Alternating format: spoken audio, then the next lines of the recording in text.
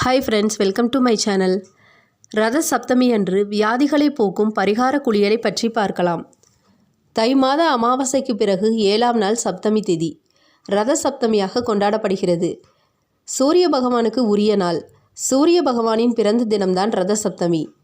7 வண்ணங்களை கொண்ட 7 குதிரைகள் பூட்டப்பட்ட ஒற்றை சக்கரம் கொண்ட தேரில் சூரிய பகவான் வானத்தில் வலம் வருவதாக ஐதீகம். சூரிய ஒளி இல்லாவிடில் பூவுலகில் எதுவுமே இருக்க முடியாது. எனவேதான் உயிர்களை காக்கும் திருமாலும் சூரியனும் ஒன்றாக கருதப்படுகின்றனர். சூரிய பகவானின் ரதத்திற்கு அருணன் சாரதியாக உள்ளார். ரத சப்தமி என்று எருக்க இலைகளை சிரசின் மேல் வைத்துக்கொண்டு கிழக்கு நோக்கி நின்று நீராட வேண்டும்.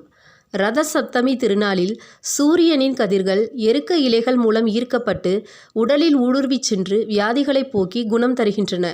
அதேபோல் இந்த தினத்தில் ஆறு அல்லது குளம் முதலான நீர்நிலைகளில் நீராடுவதும் சிறப்பு.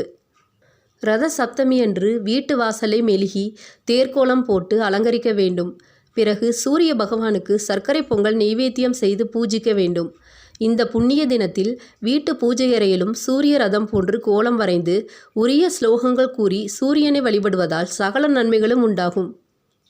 தன்னுடைய சுழற்சி பாதையில் 6 மாதமாக சூரியனிடமிருந்து தொலைவில் சுற்றி கொண்டிருந்த பூமி அடுத்த 6 மாதங்கள் சூரியனுக்கு நெருக்கமான பாதையில் சுற்ற ஆரம்பிக்கிறது.